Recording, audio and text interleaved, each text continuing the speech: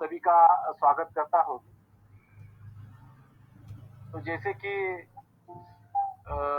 हमने 7 सत्र लिए और 7 सत्र में अलग-अलग विषयों के ऊपर कार्यक्रम का आयोजन किया है। उसी तरह ये 8वें सत्र में जो विषय दिया गया है वो है भारत बौद्धमय और जनगणना। और इसके लिए मार्गदर्शक पर माननीय अच्युत भोईटे साहब हमारे साथ है। मैं थोड़ी सी कार्यक्रम की रूपरेखा है वो जरा थोड़ी पढ़कर सुनाता हूँ। सबसे पहले तो स्वागत होगा, उसके बाद में त्रिशरण पंचशील लेंगे। तुषार आवाड़ साहब ज्वाइन अगर होते हैं तो ठीक है, नहीं तो फिर रोडे साहब लेंगे। दूसरी बात, रतन सुत्त जो है वो भी है, रोडे साहब आप ही लेंगे, ऐसे मैं आपकी विनती करता हूँ। और ठीक है, और प्रस्तावना के तौर के ऊपर मेरे ख्याल से पाटिल साहब आप प्रस्तावना करने वाले हो, और वक्ता का परिचय, उसके बाद व्याख्यान है और प्रश्नोत्तर। और इस आज का जो कार्यक्रम का जो आभार प्रदर्शन का जो जिम्मा जिनको दिया गया है वो बालाजी शिंदे जी है, नई मुंबई से। और उसके बाद में धम्म पालन गाथा होगी। जरा आवाज माइक थोड़ा सा।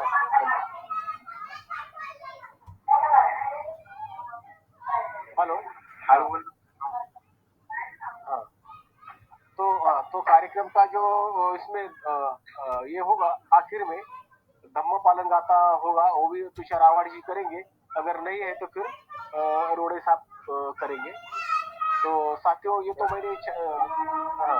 मैंने कार्यक्रम की रूपरेखा पढ़ दी। तो अभी मैं अपने रोड़े साहब से मैं विनती करूंगा कि आप त्रिशरण पंचशील शुरू कर दें। सभी साथियों को विनती है कि हाथ जोड़कर शामिल हो जाए सभी। जी जी। नमो तस् भगवतो अरहतो सम्मा सम्बुद्धस्स। नमो तस् भगवतो अरहतो सम्मा सम्बुद्धस्स। नमो तस् भगवतो अरहतो सम्मा सम्बुद्धस्स। बुद्धं शरणं गच्छामि, धम्मं शरणं गच्छामि, संघं शरणं गच्छामि, द्वितीयं विबुद्धं शरणं गच्छामि, द्वितीयं विधम्मं शरणं गच्छामि, द्वितीयं विसङ्घं शरणं गच्छामि, तृतीयं विबुद्धं शरणं गच्छामि, तृतीयं विधम्मं शरणं गच्छामि, तृतीयं विसङ्घं शरणं गच्छामि। पाणातिपाता वेरमणि सिक्खापदं समादियामि। अदिन्नदाना वेरमणि सिक्खापदं समादियामि। कामेषु मिथ्याचारा वेरमणि सिक्खापदं समादियामि। मूसावादा वेरमणि सिक्खापदं समादियामि। सुरामेरय मज्जपमादत्ताना वेरमणि सिक्खापदं समादियामि। साधु साधु साधु साधु। रतन सुत्तर का लिहिलं यानि च भूतानि समागतानि ब्रह्माणि मायाति वन्तरिक्षे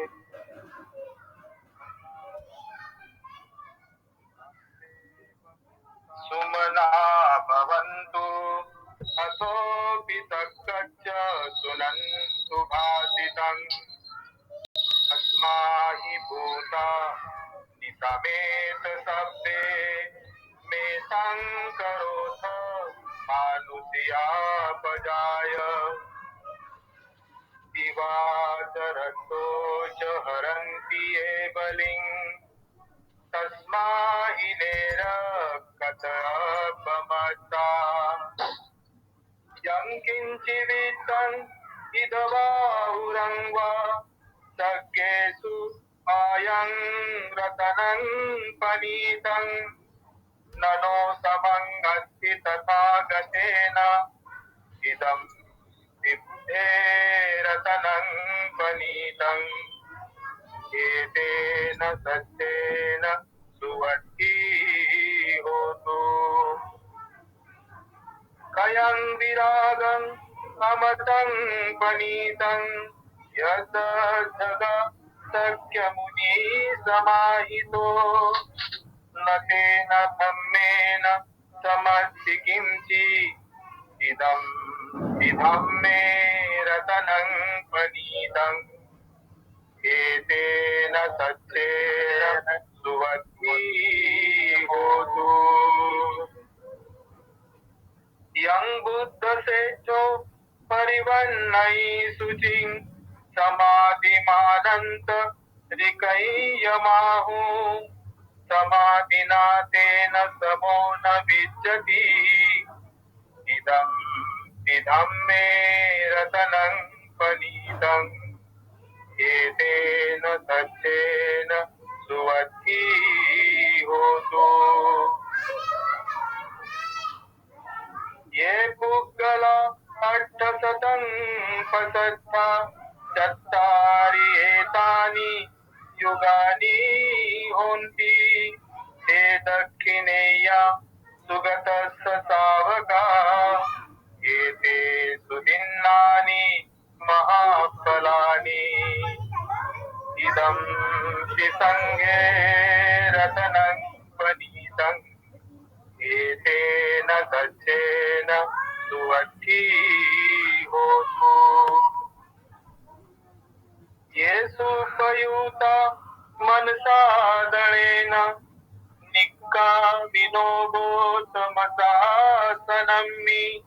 हे पतिपत्ता अमतं विगह्य लज्जा निपुतिं भुञ्जमाना इदं संगे रतनं पनीतम् एतेन सत्येन सुवती होतु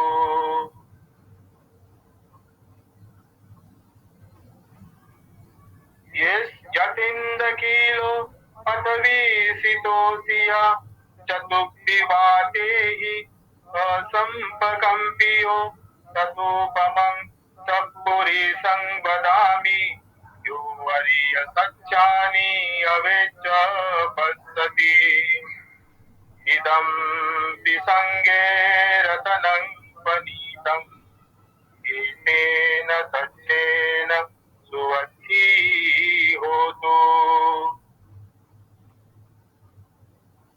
ये अर्य सच्चानि विभावयन्ति गम्भीरपय्येन सुदेशितानि किञ्चापि ते हुन्ति उसपमस्ता न ते भवङ्गमङ्गादियन्ति इदं संगे रतनं पनीतम् एतेन सत्येन सुवती होतु सहावसदर्शन संपदाय हयस्तु धम्मा दहिता भवन्ति सक्काय दिट्टि विचिकित्सितं च इल्लपतं वापि यदस्ति किञ्चि चतुःपाये किचि प्रमोतो चचा विधानानि अबको गातुम् इदं संगे रतनं पनीतम् एतेन सत्येन सुवती होतु किञ्चापि सो कर्मं करोति पापकं कायेन वाचा उदचेतसा वा अबभोष तस्य पटिच्छदाय अभवतादर्थपदस्तवुत्ता इदं संगे रतनं पनीतम् एतेन सत्येन सुमती होतु वनपगुम्बे यथा भूषितज्ञे किम्भानमासे पटमस्मिगिम्मे ततोपमं ब्रह्मवरङ्गदेशै निब्बानगामिं परमं विधाय इदं विबुद्धे रतनं पनीतम् एतेन सत्येन सुवधी होतु वरो वरयो वरदो वराहरो अनुत्तरो धम्मवरङ्गदेशै इदं विबुद्धे रतनं पनीतम् एतेन सत्येन सुवधी होतु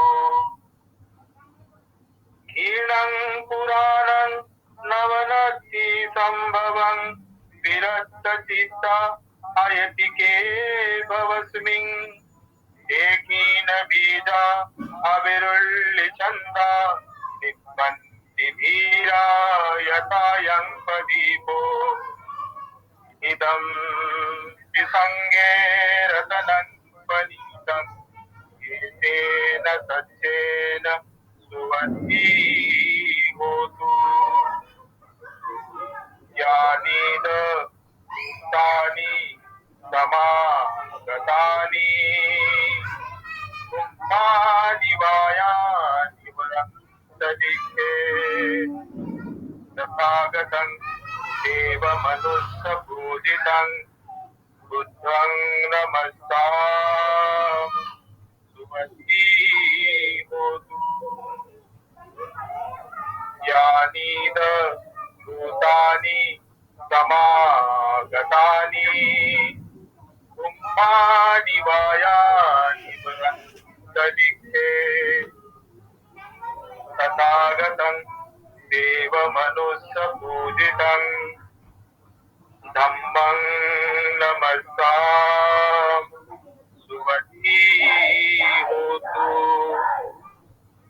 यानि भूतानि समागतानि कुम्भानि वायानि वरन्तदिखे तथागतं देवमनुष्यपूजितं संघं नमस्ताम सुवती होतु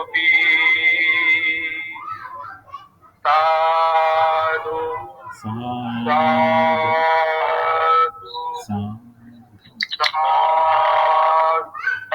साधु साधु। धन्यवाद रोडे साहब ने पंचशील और रतन सूत्र लिया, उसके लिए बहुत बहुत आभारी है। तो जैसे साथियों, आज का जो हमारा विषय जो चल रहा है भारत बौद्ध में भारत और जनगणना, तो और इसी के लिए इस विषय को मार्गदर्शन के लिए अच्युत घोटे साहब आए हैं। तो थोड़ी सी प्रस्तावना के लिए मैं पाटिल साहब से विनती करूंगा। हेलो, अरे काय करा बाळ्या वगैरे माईक बंद करा की रे। हाँ बोलिए। हेलो, हाँ बराबर है, बोलिए। हाँ, तो आज का जो प्रास्ताविक है, मैं प्रास्ताविक के लिए आमंत्रण करूंगा पाटिल साहब, आप आज के कार्यक्रम का प्रास्ताविक करेंगे।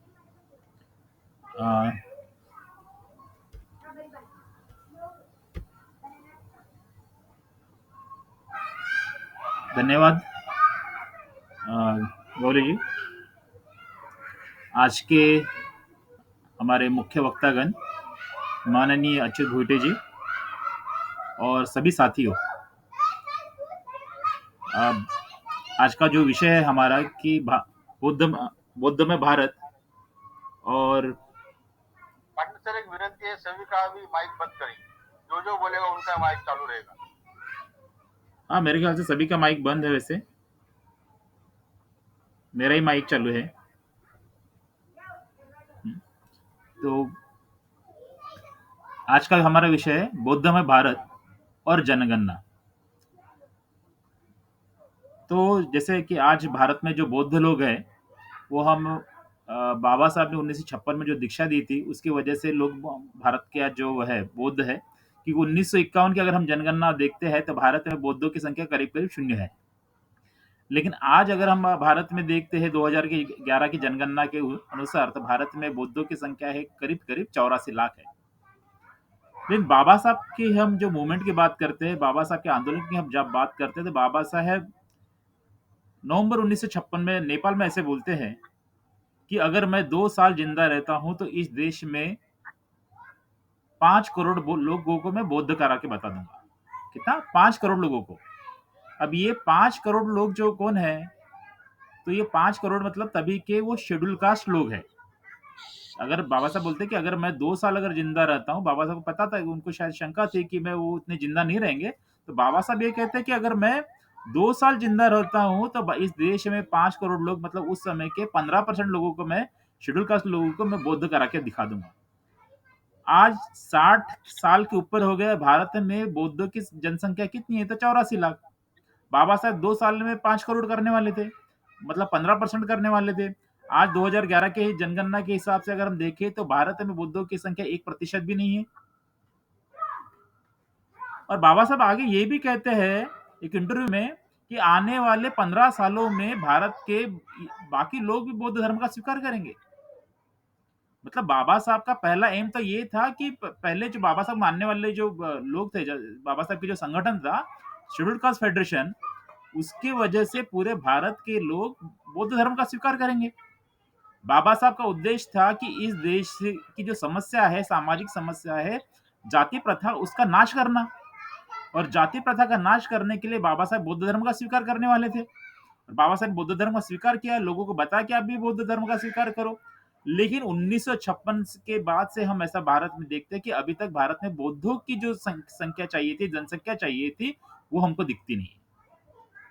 इस विषय में 2 पहलू हो सकते हैं। एक पहलू यह है कि भारत में बौद्धों की संख्या कितनी है, एक ये पहला पहलू है। दूसरा है कि वो जो बौद्ध लोग बने हैं, तो सच में बाबा साहब ने जो 22 प्रतिज्ञाएं दी है, उसके अनुसार आचरण करते हैं या नहीं करते हैं, ये दूसरा विषय है। हमारा विषय जो है, पहला विषय है कि भारत में बौद्धों की संख्या कितनी है। क्योंकि विदेशों में भी अगर हम पूछते हैं कि भारत में बौद्धों की संख्या कितनी है, तो हमको 1% भी नहीं दिखती। दुनिया में हम अगर बोलते हैं बौद्ध बौद्ध देश कौन से है, तो लोग बताते हैं श्रीलंका है, म्यांमार है, थाईलैंड है, वियतनाम है, बाकी जापान है। इन देशों के नाम नाम लेते हैं। क्यों बोलते हैं हम वो लोग बौद्ध है, वो देश बौद्ध है? क्योंकि वहां पर बौद्धों की संख्या कहीं 70% है, कहीं पर 90% के ऊपर है।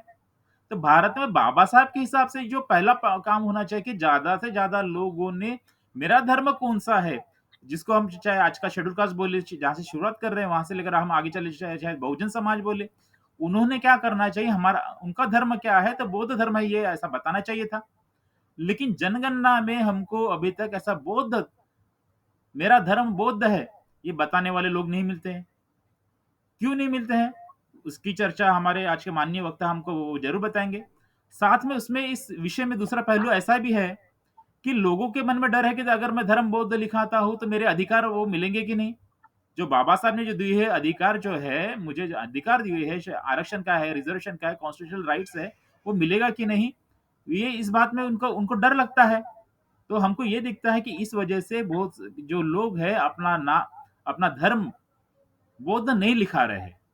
कानून के हिसाब से, जनगणना के हिसाब से हमने क्या उचित कदम उठाना चाहिए, हमारे आज के जो माननीय वक्ता है उनका इस विषय पर गहन अभ्यास है, वो इस बारे में बताएंगे। वो काफी सालों से इस विषय पर काफी उन्होंने कानूनी अध्ययन भी किया है, वो सब ये बताएंगे।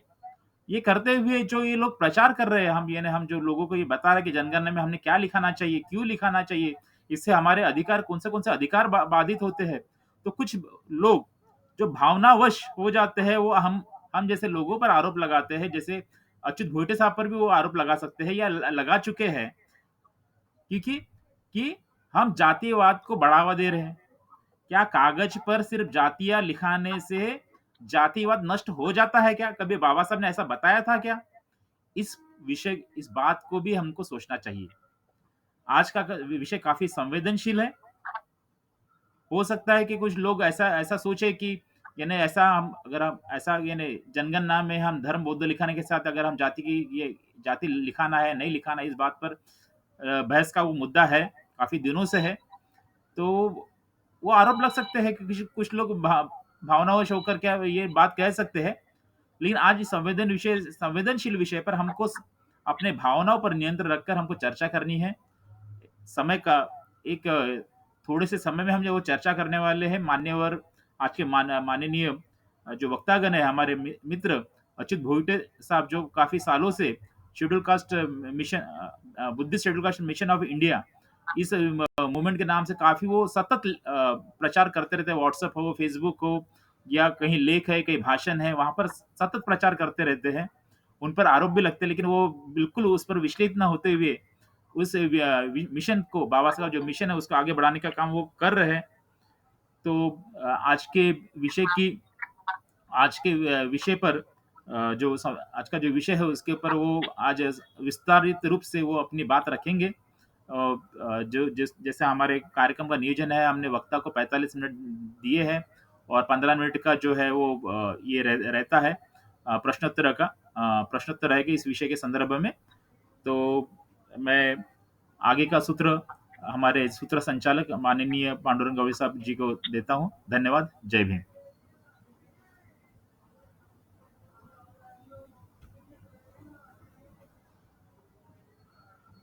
जैसे कि पाटिल साहब ने कहा है कि जो भारत बौद्धमय अभियान और जनगणना इस विषय के ऊपर अच्युत भोईटे साहब काफी सालों से इस मिशन के तहत पूरे भारत में हर के उनका ये निष्ठा कार्यक्रम है। और हम भी जैसे कि 6 दिसंबर हो और जैसे कि शिवाजी पार्क में जो बाबा साहब की इसके ऊपर जो 6 दिसंबर को लोग आते वहां भी हम ये भारत बौद्धमय अभियान करो उसके तहत मैं हूँ, पाटिल साहब है, जैसे कि हमारे शिंदे साहब, काफी लोग हम इस मिशन के ऊपर काम कर रहे हैं। तो मुझे इतना ही कहना है जो हमारे जो सभी साथियों को कि इस मिशन के लिए हम भी काम कर रहे हैं। तो थोड़ा दिक्कतें हैं, कोई बात नहीं, लेकिन जैसे जैसे काम बढ़ते जाएगा दिक्कतें भी कम होती जाएगी।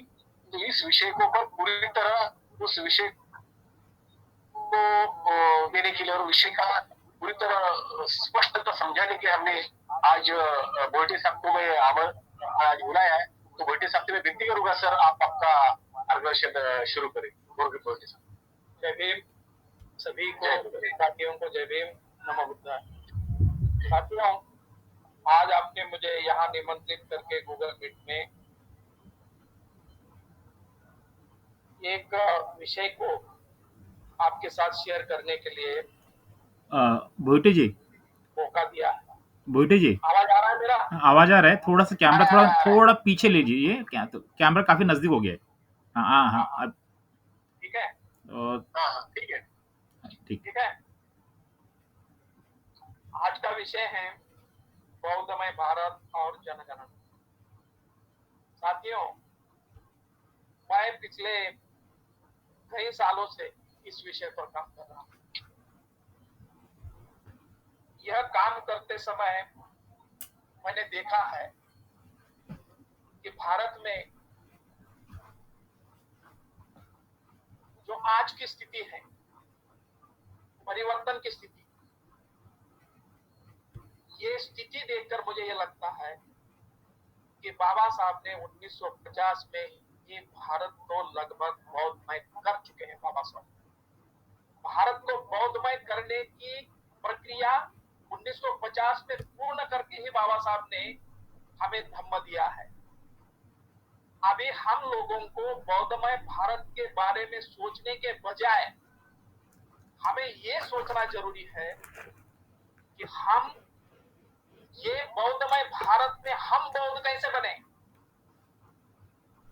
क्योंकि बौद्धमय भारत में भी हमारे 25 करोड़ अनुसूचित जाति के लोग आज भी हिंदू हैं। ये जो हमारे टैग लगा है हिंदू का, इसको कैसे नष्ट करें? यदि हम यह टैग इस 60 साल में नष्ट नहीं कर पाए हैं, तो आप समझ लीजिए कि इस टैग को नष्ट करने के लिए सभी प्रकार के संवैधानिक प्रावधान होने के बावजूद भी यदि हम इसको नष्ट नहीं कर पा रहे हैं, तो इसका मतलब है कोई ना कोई ऐसी स्थिति है पैदा हो गई है कि जिस स्थिति को समाज के सामने हम लेकर नहीं जा पा रहे। आप एक बात को समझ लेना चाहिए कि भारत में आज के तारीख में हिंदू धर्म की संख्या 2021 की जनगणना 2011 की जनगणना में लगभग 121 करोड़ है। 121 करोड़ की जनसंख्या में बौद्धों की संख्या केवल 84 लाख है। इस 84 लाख लोगों ने जो बौद्ध धर्म लिखा है, उसमें से 65 लाख केवल महाराष्ट्र के हैं। और आपको और एक बात बताना चाहता हूं कि हम इस विषय पर काम कर रहे हैं इसीलिए कि 2001 की जनगणना और 2011 की जनगणना में बौद्धों की संख्या इतनी ज्यादा कम हो गई है कि आप उसको बिलीव नहीं करेंगे। आप कहेंगे कि फिर हमने क्या किया है। कर्नाटक की मैं बात करता हूं आपको। कर्नाटक में 2001 की जनगणना में लगभग 4 लाख लोगों ने अपना धर्म बौद्ध लिखा। अब ये संख्या बढ़नी चाहिए थी, लेकिन 2011 की जनगणना में वो घटकर 95,000 रह गई। ये उदाहरण के तौर पर आपको मैं बता रहा हूं, क्योंकि जब तक हम प्रश्न क्या है उसके मूल तक नहीं जाएंगे, हम उसका सोल्यूशन नहीं निकाल सकते, उसका समाधान नहीं कर सकते। दूसरा उदाहरण आपको देता हूं आंध्र प्रदेश का। आंध्र प्रदेश में 2001 की जनगणना में 1.5 लाख लोगों ने लगभग अपना धर्म बौद्ध लिखा। 2011 की जनगणना में वो घटकर 36,000 रह गए। 36,000 सोचिए। 97 करोड़ हिंदुओं की संख्या जब बढ़ती है तो 83 करोड़ 2001 में होती है। 83 करोड़ की 97 करोड़ होती है, मतलब 14 करोड़ बढ़ जाती है हिंदुओं की संख्या, और हमारी संख्या घट रही है। तीसरा उदाहरण उत्तर प्रदेश का देता हूं, जहां पर के हमारे 4.5 करोड़ लोग अनुसूचित जाति के। उस उत्तर प्रदेश में 3.5 लाख लोगों ने 2001 की जनगणना में अपना धर्म बौद्ध लिखा। 2011 की जनगणना में केवल 2 लाख रह गए। ये क्या हो रहा है? महाराष्ट्र में बौद्ध धर्म का जो प्रचार होगा, जिस तरह से प्रचार होगा, उसी तरह से अन्य प्रांतों में जाता है। हम जो बोलेंगे वही बातों को अन्य स्टेट में सुना जाता है, क्योंकि वे लोग समझते हैं कि महाराष्ट्र के बौद्ध जो है वो जो बोलेंगे वहां पर वो अच्छा काम कर रहे हैं, उनका अनुकरण हम करेंगे। लेकिन देखिए ये स्थिति है। 2001 की जनगणना में 80 लाख हम बौद्ध थे, पूरे बौद्ध 80 लाख थे। उसमें कम से कम 10-20 लाख तो बढ़ने चाहिए थे, केवल 4 लाख बढ़े। अब बताइए, वो भी केवल महाराष्ट्र में बढ़े। अन्य स्टेट में कम हो गए, महाराष्ट्र में बढ़े। वो भी क्यों बढ़े हैं? जो लोगों ने 2001 की जनगणना में अपना धर्म हिंदू लिखा था, जब प्रचार किया उसके बाद में उन्होंने अपना धर्म बौद्ध लिखा और अपनी जाति भी लिखी, इसीलिए थोड़ी सी संख्या महाराष्ट्र में बढ़ी। 98 महाराष्ट्र में थी, 98 लाख, वो 1 करोड़ 32 लाख तक चली गई 2011 में। तो ये सभी प्रश्न हमारे हैं। अब मुझे बताइए, मुख्य विषय पर मैं आता हूं। ये पार्श्वभूमि है कि ये संख्या कैलकुलेशन कौन करता है। कोई अगर संस्था कहती है कि हम सर्वे करेंगे, हमारे संस्था के मेंबर बन जाओ और फिर हम बौद्धों की संख्या दुनिया को दिखाएंगे, ऐसे नहीं होता है। दुनिया में संख्या दिखाने का एक ही गणक है, वो है उसी स्टेट की जनगणना।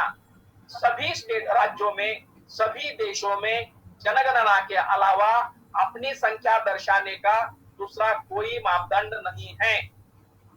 तो इसीलिए हमें जनगणना के ऊपर बात करनी चाहिए कि जनगणना में हमारी संख्या कैसी गिनी जाती है। आपको मैं बता रहा हूं, मैं जो अभी बताना चाह रहा हूं, ये देखिए, दिख रहा है आपको? ये जनगणना 2011 का बुकलेट है मेरे पास। मैं खुद इसमें काम कर चुका हूं, इसीलिए जो भी कहूंगा इस बुकलेट में जैसे है वही आपको मैं बताऊंगा। उसी बात का प्रचार हमें करना होगा। अगर हम इसमें चूक करते हैं तो हमारा नुकसान होगा, लोग डर जाएंगे। मुझे एक ने पूछा कि भैया कर्नाटक में ये ऐसे गूगल मीट था कर्नाटक के लोगों के साथ, ये संख्या कम होने का कारण क्या है? ये संख्या कम होने का कारण है 2001 में जो लोगों ने अपना धर्म बौद्ध लिखा लेकिन जाति नहीं लिखी, और जब धर्म बौद्ध लिखने के बाद वे अपने अपने स्टेट में कुछ सरकारी दस्तावेज निकालने के लिए सरकारी दफ्तर में चले गए। जब दफ्तर में चले गए तो उन्हें वहां पर ऑप्शन हिंदू ही मिल रहा है, बौद्ध ऑप्शन मिल ही नहीं रहा है।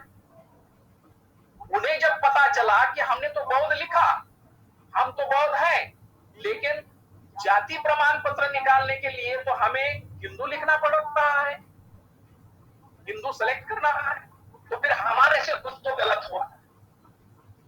और यही डर के कारण उन्होंने फिर से 2011 में अपना धर्म हिंदू लिखना आरंभ कर दिया, और इसीलिए बौद्धों की संख्या 2011 में बहुत ज्यादा ये स्टेटों में हर स्टेट में कम हो गई है। ये तो मैंने आपको एक उदाहरण दिया है। ये ऐसा क्यों कर रहे हैं हमारे लोग? इसीलिए ये ऐसा हो रहा है कि हमारे कार्यकर्ताओं ने जिस तरह से काम करना चाहिए था, जिस तरह से लोगों का प्रबोधन करना चाहिए था, और वह प्रबोधन करने के पहले लोगों के मन में जो डर था 1956 से लेकर अभी तक कि हम यदि हिंदू धर्म में छोड़ेंगे और बौद्ध बनेंगे तो हमारा आरक्षण चला जाएगा, उन्हें 1990 का संविधान संशोधन हमें समझाना चाहिए था, लेकिन हम उन्हें वो समझाते नहीं है। हम हर प्रोग्राम में उन्हें बताते हैं कि भैया तुम्हें 22 प्रतिज्ञा आती है क्या, उसका अध्ययन करो, 22 प्रतिज्ञा पढ़ो, आचरण शुद्ध करो, ये हम उनको बताते हैं। हम उन्हें ये नहीं बताते हैं, जब दूसरे स्टेट में जाते हैं, महाराष्ट्र में जाते हैं लोगों के सामने, तो उनको ये नहीं बताते हैं कि महाराष्ट्र में 1990 का कानून लागू हुआ है कि नहीं हुआ है। मैं जब कलकत्ता में चला गया तो कलकत्ता में लोगों ने बताया कि जिस तरह से साहब यहाँ पर आप बता रहे हैं कि महाराष्ट्र में ये कानून ऐसा लागू हुआ है, कलकत्ता में अभी तक लागू नहीं हुआ है, उत्तर प्रदेश में लागू नहीं हुआ है, कर्नाटक में लागू नहीं हुआ है। तो हम जैसे बुद्धिजीवियों का काम क्या है? हम लोगों ने क्या करना चाहिए? अब ये कानून का विश्लेषण करना तो कोई अनाड़ी आदमी तो नहीं करेगा। उस स्टेट में कानून लागू हुआ है कि नहीं हुआ है। आज ही सवेरे उत्तर प्रदेश से एक व्यक्ति का फोन आया कि साहब मैंने मेरी बच्ची का जो है स्कूल में बौद्ध लिखा, आपके कहने से उसका जाति के कॉलम में जाटव लिखा, लेकिन उस बच्ची का जब मैं स्कॉलरशिप का फॉर्म भरने चला गया और ऑनलाइन उसका पोर्टल खोला उत्तर प्रदेश का, तो वहां पर केवल एक ही धर्म डिस्प्ले आता है। अब हिंदू धर्म ही डिस्प्ले आ रहा है, वहां सिख और बौद्ध धर्म डिस्प्ले नहीं आ रहा है। तो सोचिए कि 1990 का जो संविधान संशोधन, जो कानून बना है, वह कानून उत्तर प्रदेश में लागू नहीं हुआ है। अब वो लड़का क्या करेगा बताइए?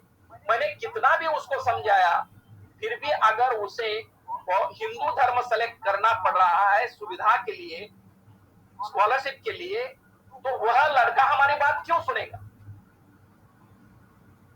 उसको लगा कि हम गलत बोल रहे हैं। फिर जाके मैंने उसको 1990 का संविधान संशोधन का सभी डॉक्यूमेंट उसको भेजा। अब मैंने बोला कि इसका एक प्रिंट आउट निकालो और अपने स्कूल में दे दो, और ये जो अभी जो आप स्कॉलरशिप फॉर्म भर रहे हैं, हिंदू धर्म को सेलेक्ट करके स्कॉलरशिप फॉर्म भरो, क्योंकि वहां पर डिस्प्ले नहीं आ रहा है, उसको दुरुस्त करने में समय लगेगा। इसीलिए उन्होंने हिंदू धर्म सेलेक्ट किया, स्कॉलरशिप का फॉर्म भरा, जबकि वह बच्चे का स्कूल में बौद्ध लिखा हुआ है। उसको प्रिंसिपल कॉलेज के हेडमास्टर बोल रहे हैं कि तुम्हारे बच्चों को स्कॉलरशिप नहीं मिलेगी, तुम्हारा फॉर्म सेलेक्ट नहीं होगा। ऐसी स्थिति में क्या करना चाहिए आप बताइए? यह हमारे लोगों को समझाने की आवश्यकता है। बौद्धों की संख्या क्यों नहीं बढ़ रही? बौद्धों की संख्या इसलिए नहीं बढ़ रही है कि हमारे समाज में यह समझाने वाले बुद्धिजीवी प्रबोधन कर रहे हैं, आध्यात्मिक प्रवचन दे रहे हैं।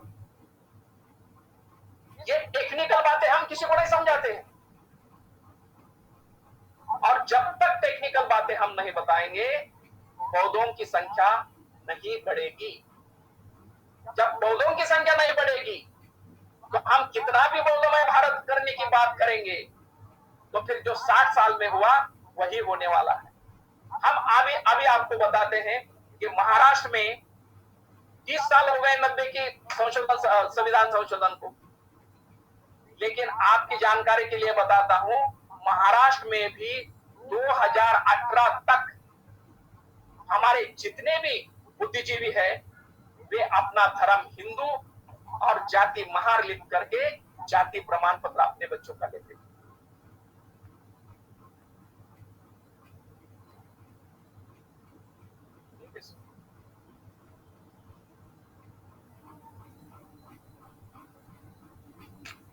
हेलो, चालू है? आवाज आ रही है सर? आपकी आवाज आ रही है?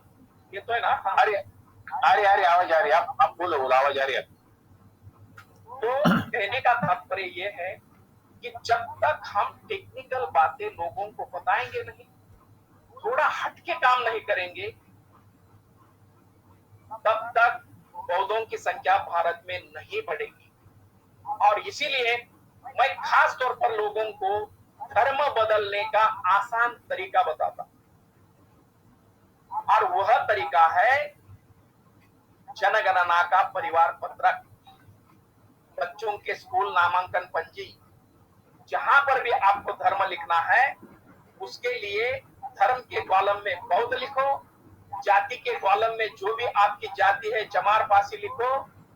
जैसे ही आप धर्म बौद्ध और जाति चमार पासी लिखते हैं, उसी क्षण आपका धर्म बदल कानूनी माना जाता है, क्योंकि आपको संविधान अनुसूचित जाति आदेश 1950 लागू हो जाता है और आपके सभी अधिकार सुरक्षित हो जाते हैं। ये जब हम लोगों को बता रहे हैं तो लोग अब समझ रहे हैं, लेकिन फिर भी ये 1990 का कानून लागू नहीं होने के कारण आज भी लोग परेशान हैं, महाराष्ट्र में भी परेशान हैं।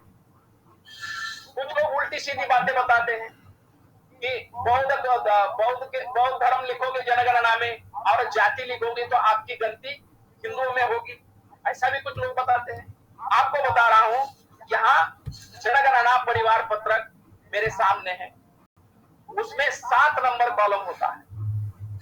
ये बहुत ही महत्वपूर्ण है, इसी के ऊपर हमें ज्यादा से ज्यादा ध्यान देना चाहिए कि आने वाली 2021 की जनगणना में हम परिवार पत्रक कैसे भरें। 7 नंबर कॉलम में हमें पूछा जाता है धर्म, और उस धर्म को पूछने के बाद उसे कोड नंबर दिया जाता है और धर्म का नाम पूरा लिखा जाता है। 7 नंबर कॉलम।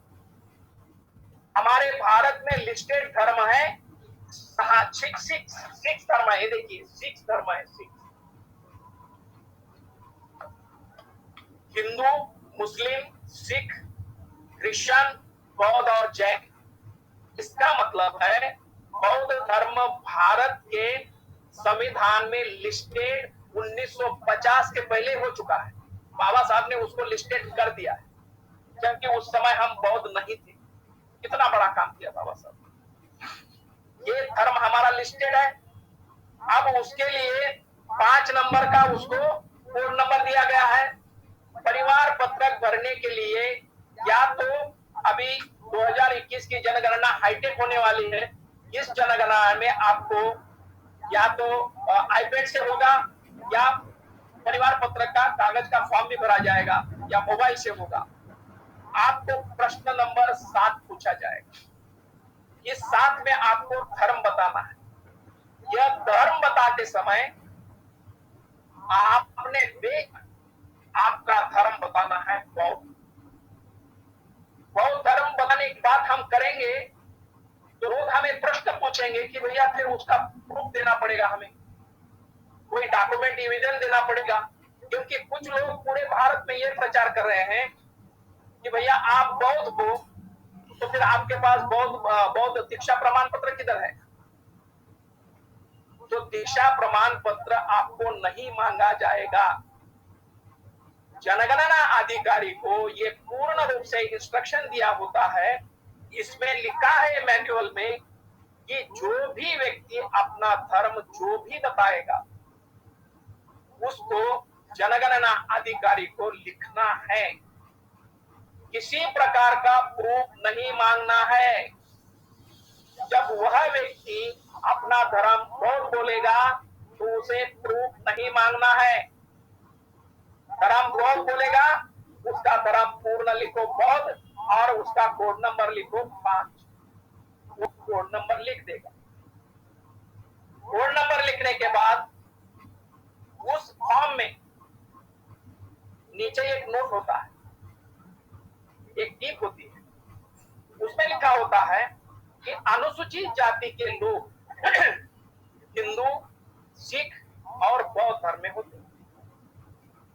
वह अधिकारी जैसे ही आप बौद्ध धर्म बोलेंगे आपको 8वां प्रश्न पूछेगा। वो प्रश्न का पहला भाग है क्या आप अनुसूचित जाति जनजाति से हैं? क्या पूछेगा? क्या आप अनुसूचित जाति जनजाति से हैं? आपने कहा यस, हम अनुसूचित जाति से हैं। तो वह फिर दूसरा प्रश्न पूछेगा कि अनुसूचित जाति में आप किस जाति से ताल्लुक रखते हैं, उसका नाम बताओ। उसने बताया महार है, किसी ने बताया चमार है, किसी ने बताया दुशाद बताया, फांसी बताया। तो वो आपको उसका भी प्रूफ नहीं मांगेंगे। जो अपनी जाति बताई है वो जाति को उनके साथ एक शेड्यूल होता है, अनुसूचित जाति का शेड्यूल, जैसे हमारे महाराष्ट्र का शेड्यूल है। उस शेड्यूल में देखेगा कि महार जाति कौन से नंबर पे आया है, 37 पे। चमार जाति कौन से नंबर पे आया है, 15 नंबर पे। तो वो क्या करेगा, उसमें 15 नंबर डालेगा और चमार लिखेगा सीधा। किसी प्रकार का कोई प्रूफ नहीं मांगेगा। आपका धर्म नोट हो गया, आपकी जाति नोट हो गई परिवार पत्रक में। आपके घर में 5 लोग हैं। मान लीजिए कि आपने इंटरकास्ट मैरिज किया है और आपकी पत्नी ब्राह्मण है, तो पत्नी को भी वही प्रश्न पूछे जाएंगे, आपका धर्म क्या है? क्योंकि कुटुंब प्रमुख ने बताया है मैं बौद्ध हूं, तो पत्नी भी बोलेगी मैं भी बौद्ध हूं, तो उनका धर्म लिखा जाएगा बौद्ध। फिर उनको पूछा जाएगा दूसरा प्रश्न कि क्या आप अनुसूचित जाति से हैं? तो वह पत्नी क्योंकि ब्राह्मण है इसीलिए अपना धर्म बौद्ध बताएंगे, लेकिन वो कहेगी कि मैं तो अनुसूचित जाति से नहीं हूं, तो उनको दूसरा प्रश्न पूछा ही नहीं जाएगा जाति का। उनके लिए 3 नंबर दिया जाएगा और उनका फॉर्म उधर क्लियर होगा, उनको जाति नहीं पूछी जाएगी। अब कुटुंब प्रमुख के बच्चे हैं, उनको भी उनका धर्म पूछा जाएगा, वे बौद्ध है तो बौद्ध लिखा जाएगा, उनको जाति पूछी जाएगी, क्योंकि वे कुटुंब प्रमुख के बच्चे हैं तो उनकी जाति यदि महार है तो महार लिखी जाएगी। मतलब एक परिवार में 4 सदस्य होंगे, उसमें पत्नी क्योंकि ब्राह्मण है, वो अनुसूचित जाति की नहीं है, तो उसको जाति में नहीं गिना जाएगा। तो उस परिवार पत्रक में 4 लोगों को बौद्धों में गिना जाएगा और 3 लोगों को अनुसूचित जाति में गिना जाएगा। इस तरह से ये जनगणना होती है। अब कुछ लोग बोलते हैं कि जैसे ही आप वहां पर जाति लिखोगे आपको हिंदू में गिना जाएगा। तो ये ऐसे गलत प्रचार का अब हम उसका बलि नहीं होना चाहिए। गलत प्रचार को हमने सोचना चाहिए, उनकी चर्चा नहीं करनी चाहिए, क्योंकि ये गलत है, ये आपको पता है। जो लिखेंगे वही गिना जाएगा। बौद्ध लिखोगे तो बौद्ध में ही गिना जाएगा। 2011 में 97 करोड़ हिंदू गिने गए, 17 करोड़ मुसलमान गिने गए, क्रिश्चियन 2.3 करोड़ गिने गए हैं, सिख 2 करोड़ गिने गए हैं, बौद्ध केवल 84 लाख गिने गए हैं। इसका मतलब है जो लोगों ने अपना धर्म लिखा उनके धर्म की संख्या उनके धर्म के साथ गिनी गई है। इसलिए अनुसूचित जाति का और धर्म का कोई संबंध नहीं है, क्योंकि हिंदू, सिख और बौद्ध धर्म में ही अनुसूचित जाति के लोग हो सकते हैं, ऐसा संविधान मानता है। इसीलिए अगर कोई मुस्लिम बोलेगा कि मैं बौद्ध हूं, झूठ बोल रहा है वो। कोई मुसलमान बोलेगा कि मैं बौद्ध हूं, तो उसका भी बौद्ध लिखा जाएगा, लेकिन वह अनुसूचित जाति का अगर झूठी जाति बताएगा फिर भी अनुसूचित जाति में उसका नाम नहीं आएगा। इसीलिए उसकी संख्या बौद्धों में गिनी ही नहीं जाएगी, क्योंकि वो मुसलमान है। मुसलमान अपनी जाति बोलेगा, उसकी जाति नहीं गिनी जाएगी, क्योंकि उसको जाति पूछा ही नहीं जाएगा। तो ईसाई बोलेगा मैं शेड्यूल कास्ट हूं, तो उसको भी वो प्रश्न नहीं पूछा जाएगा। मुसलमान को नहीं पूछा जाएगा, जैनों को नहीं पूछा जाएगा। केवल अनुसूचित जाति के बारे में प्रश्न पूछा जाएगा, वह है हिंदू, सिख और बौद्ध धर्म को मानने वाले, इस 3 धर्म को अनुसरण करने वाले लोगों को ही ये प्रश्न पूछा जाएगा, क्योंकि उनके लिए संविधान संशोधन हो चुका है। 3 जून 1990 को जो संविधान संशोधन हुआ है, उस संविधान संशोधन के तहत बौद्ध शब्द अनुसूचित जाति आदेश 1950 के खंड 3 में डाला गया। इसलिए अनुसूचित जाति के लोग हिंदू, सिख और बौद्ध धर्म में हो सकते हैं, ये संविधान मान चुका है। इसलिए हमने किसी प्रकार की कोई चूक नहीं करनी चाहिए। ये जनगणना का परिवार पत्रक की बात हम कर रहे हैं। अब बात करते हैं कि हमारे लोगों के मन में जो प्रश्न उठते हैं कि जनगणना में तो हम बौद्ध लिखेंगे, हमारा आरक्षण रहेगा कि जाएगा। अब उन्हें ये हमें बताना पड़ेगा कि जब आपको बौद्ध लिखने के लिए अनुमति दी गई है, सुप्रीम कोर्ट ऑफ इंडिया बोलता है कि अनुसूचित जाति का व्यक्ति, चाहे वो बौद्ध हो, चाहे सिख हो या हिंदू हो, अपनी जाति साथ में लेकर चल सकता है। उसे नाम बदलने की भी आवश्यकता नहीं।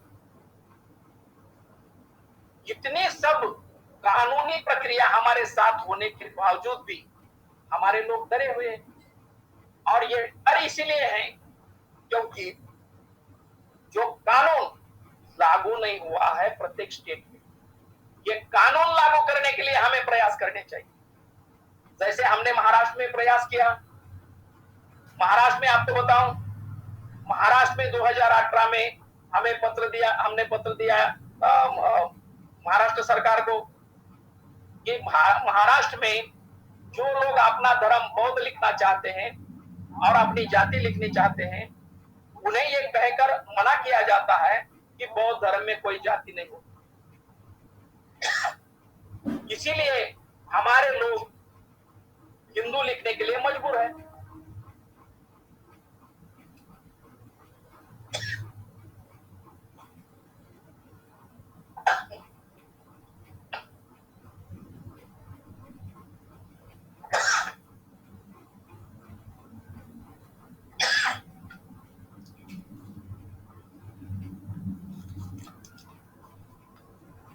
देखिए, ये हमने पत्र दिया महाराष्ट्र सरकार को। महाराष्ट्र सरकार को पत्र देकर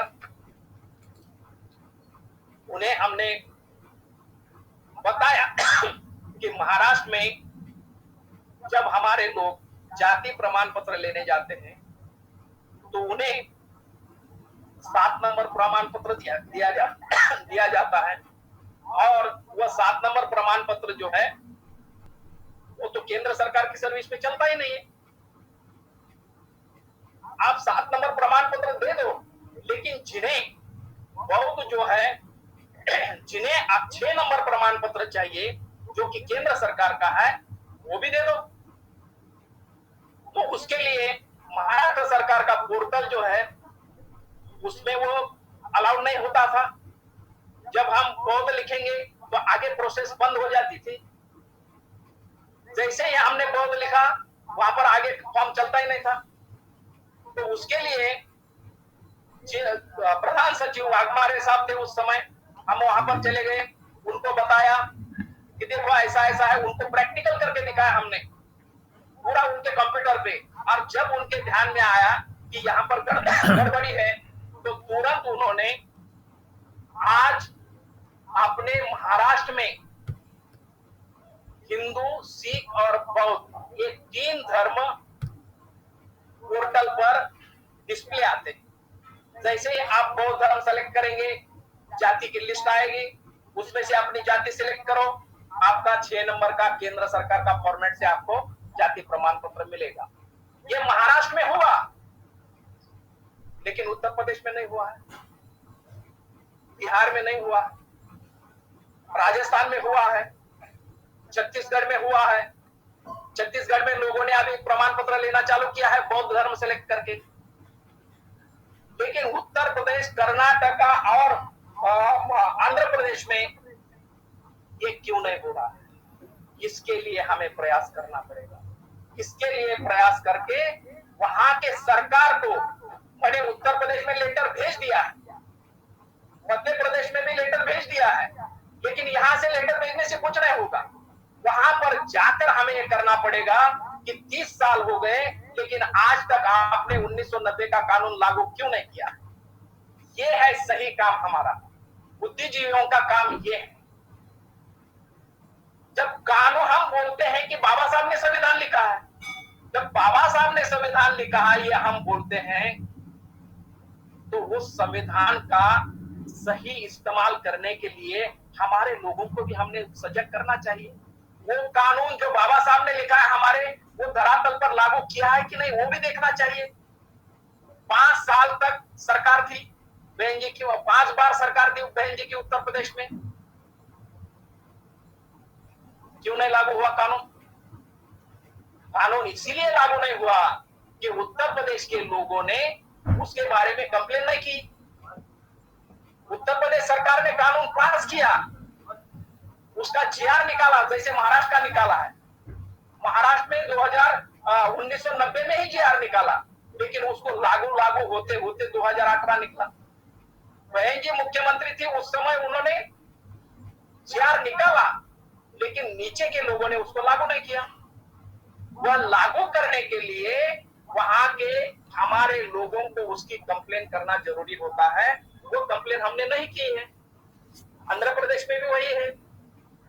तो इसीलिए हम लोगों को चाहिए कि यदि आप चाहते हैं कि भारत में बौद्धों की संख्या बढ़े, यदि आप चाहते हैं कि आने वाले 2021 की जनगणना में बौद्धों की संख्या करोड़ों में होनी चाहिए, तो मैं पूरे देश में घूमता हूं, आपको बताऊं कि भारत में अनुसूचित जाति के लोग बौद्ध बनने के लिए पूर्ण रूप से तैयार है।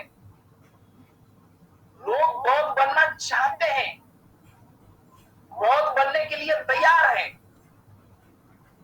लेकिन सबसे बड़ी दिक्कत आती है कि ये जो गलत प्रचार करने वाले लोग हैं, ये लोग वहां पर जाके बताते हैं कि भैया बौद्ध लिखोगे और जाति लिखोगे तो फिर बौद्ध धर्मांतरण करने का क्या फायदा है।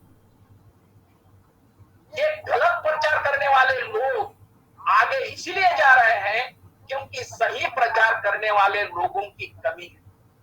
सही प्रचार करने वाले लोग आध्यात्मिक प्रचार कर रहे हैं। अब जो लोगों को टेक्निकल प्रचार करना चाहिए, वही लोग अगर आध्यात्मिक प्रचार करेंगे तो गलत प्रचार करने वाले लोगों का तो डंका बजेगा। फिर हमारी बात कौन सुनेगा? इसीलिए हम लोगों ने ये बात को समझ लेना चाहिए, क्योंकि हम यहाँ 20-25 लोग हैं। मैं बहुत ही अंतःकरण से ये बात कर रहा हूँ क्योंकि मैं देख चुका हूँ। लोग तैयार है, बैठे हैं। हमने तो घोषणा करी है कि अब की बार धर्म बौद्ध लिखेंगे 10 करोड़ जमात, लेकिन धर्म लिखेंगे वो, मगर धरातल पर अगर 1990 का कानून नहीं लागू हुआ उनको दिखा तो फिर से रिवर्स हो जाएगा। इसीलिए आने वाले जनगणना के पहले या जनगणना के बाद, जनगणना के लिए तो पूरी तैयारी हो चुकी है, लेकिन जनगणना के बाद आने वाले 10 साल में भारत के सभी राज्यों में 1990 का कानून धरातल पर लागू होना चाहिए।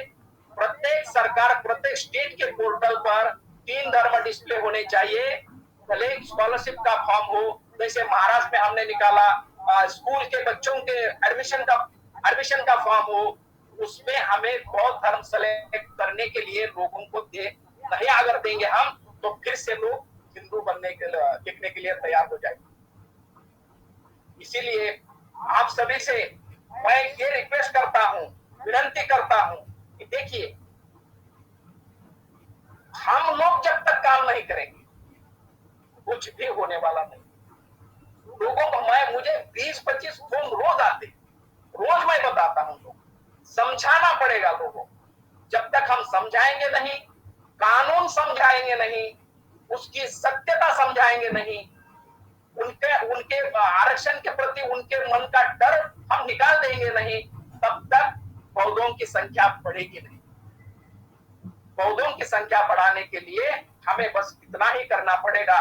और इसीलिए आज के आपके विषय में जो जनगणना का टॉपिक है, मुझे लगता है कि आप सभी ने इस विषय पर बहुत ही जोरकस अभ्यास करके, स्टडी करके, मैंने एक हैंडबिल निकाला है, उसमें ये 7 पॉइंट, हमने ये 7 नंबर और 8 नंबर पॉइंट के ऊपर बहुत फोकस किया है। यह हैंडबिल पूरे भारत में बंटने चाहिए। आप लोगों के अगर फोन मेरे पार्टी को तो मैं भेजता हूं, अभी और लोगों के अगर फोन मुझे मिले तो उनको भी मैं भेजूंगा। ये हैंडबिल जनगणना के पहले तैयार होना चाहिए। जनगणना 2021 के मुख्य बिंदु उसका टाइटल है, उसमें 7 नंबर और 8 नंबर कॉलम के प्रति हमने विस्तार से लिखा है, ताकि लोगों के मन का डर खत्म हो। 1950 का राष्ट्रपति ऑर्डर, 1990 का ऑर्डर, ये लोगों को समझाना पड़ेगा कि बाबा साहब ने उस कठिन समय पर भी हमारे लिए इस तरह से रास्ता बनाया। 1950 का जब ऑर्डर बना, उस समय आपको पता होगा कि बाबा साहब कानून मिनिस्टर थे। 1936 का जो भारत सरकार, ब्रिटिश भारत सरकार का आदेश पहला निकला 1936 का अनुसूचित जाति के लिए, उस आदेश में किसी भी जाति के लिए किसी भी धर्म का कोई बंधन नहीं था। यानी कि अनुसूचित जाति आदेश 1936 में 1936 में उस आदेश में किसी भी धर्म का उल्लेख नहीं था। वो आदेश मेरे पास है। लेकिन बाबा साहब ने बहुत ही प्लानिंग से 1950 10 अगस्त 1950 के आदेश में हिंदुइज्म शब्द डाला। आप समझ रहे हैं ना, हिंदुइज्म बंद पड़ लगी रे।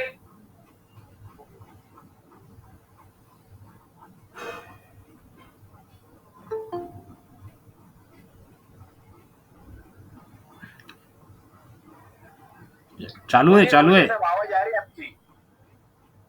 हेलो भोटी जी, आपका आवाज आ रहा है, आवाज देते हैं। आप बोलिए।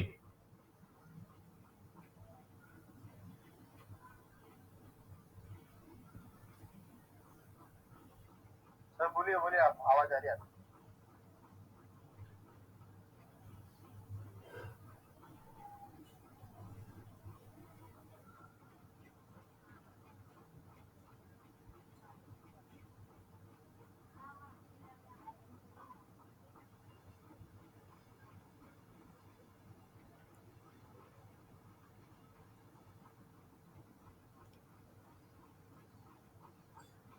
लगता है उनके तो कुछ प्रॉब्लम हो गया है, मैं कॉल करके देखता हूँ उनको। आवाज तो आ रही है बराबर।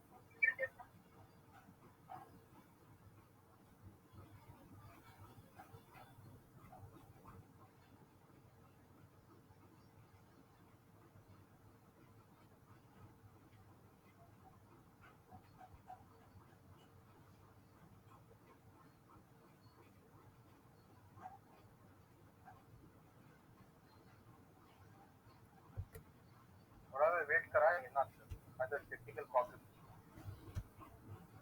वीडियो सर, वीडियो बंद करा, वीडियो बंद करो का? Video sir. नहीं, जरूरत नहीं है ना, जरूरत नहीं है, चालू रहने दो भोटी जी, अगर आप रहने दो, चालू रहने दो।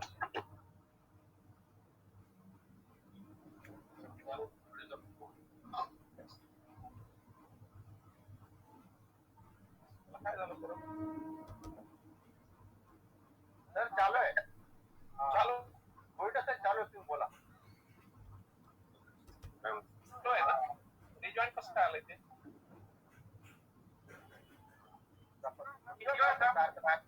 हाँ?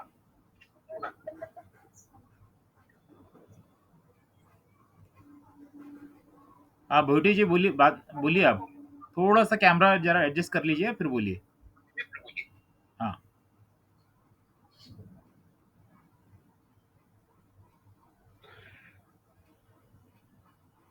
ठीक है आता? हाँ, ठीक है, ठीक है। तो आपला जो मुख्य विषय होता की नाही, हिंदीमध्ये बोलायचं? हाँ जी, हिंदी में बोलिए।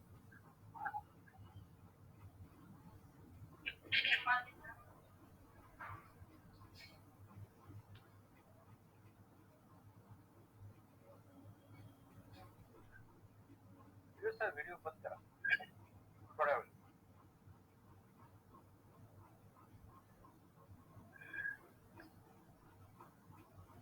मैं अनुसूचित जाति आदेश 1950 के बारे में आपको बता रहा हूँ, ठीक है ना?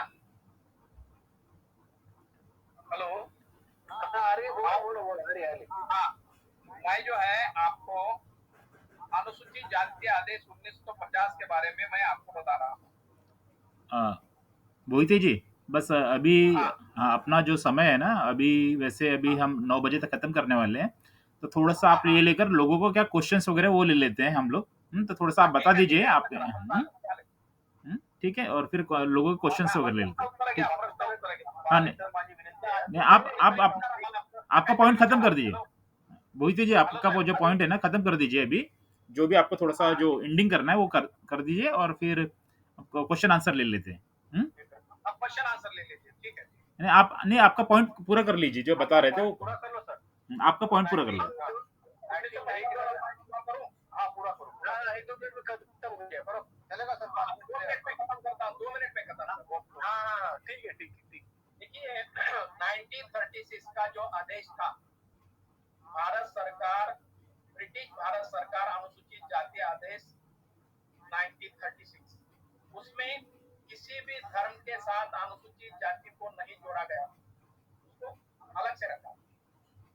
लेकिन बाबा साहब ने 1950 में 10 अगस्त 1950 में, जबकि वो बाबा साहब उस समय कानून मिनिस्टर थे,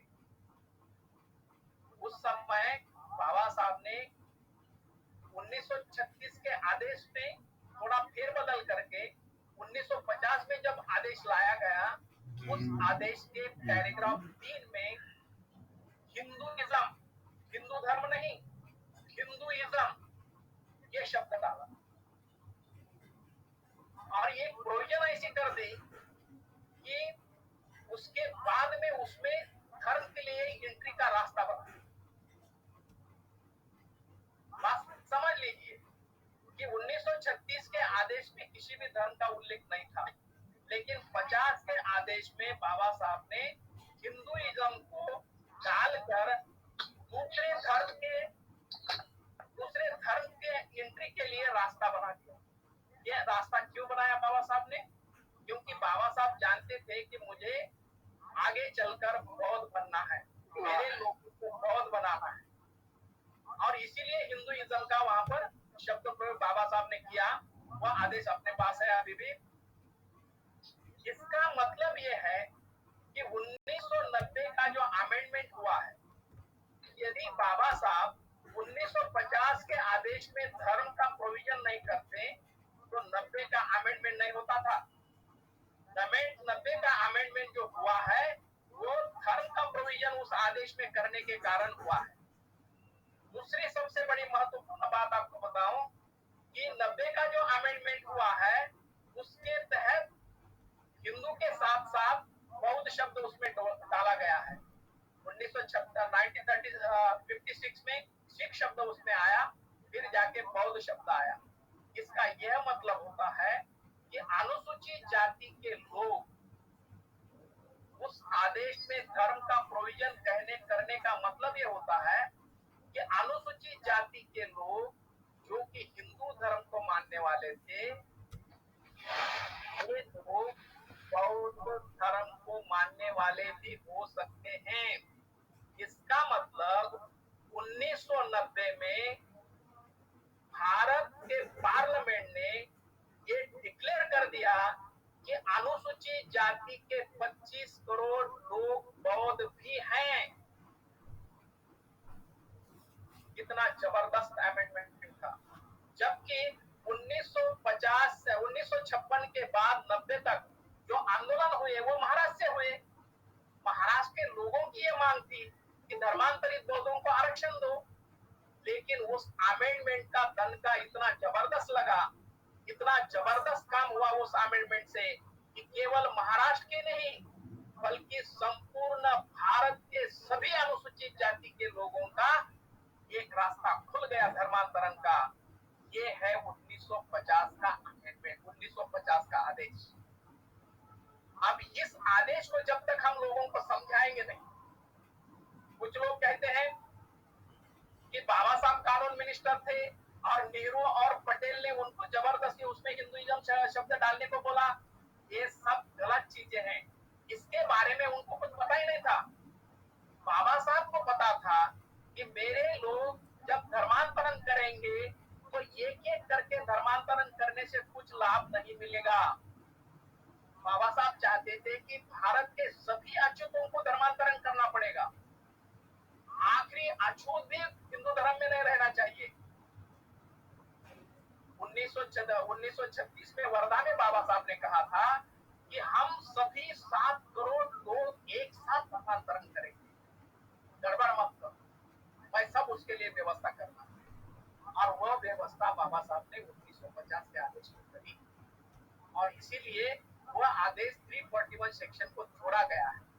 तो हमें उसका अर्थ लोगों को समझाना पड़ेगा कि हमें ना तो धर्मांतरण की आवश्यकता है, ना धम्म दीक्षा की आवश्यकता है और ना किसी गजेट नोटिफिकेशन की आवश्यकता है। अनुसूचित जाति का व्यक्ति केवल उसका अनुसूचित जाति का होना ही पर्याप्त है। वह अनुसूचित जाति का व्यक्ति कल उसके दफ्तर में, उसके डॉक्यूमेंट में यदि हिंदू शब्द लिखा है तो आज से अभी से उसे पता चला कि मुझे बौद्ध लिखना है, तो आज से अभी से अपना धर्म बौद्ध लिख सकते हैं और अपनी जाति भी लिखने का प्रावधान वो कर सकते हैं। उनसे सभी उनके संवैधानिक प्रावधान उनको मिल जाते हैं।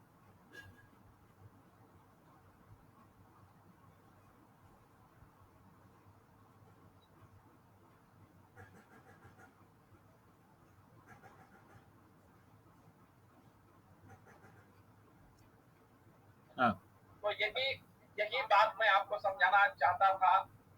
हमने अनुसूचित जाति आदेश और 1990 के संविधान संशोधन का मिस इंटरप्रिटेशन करके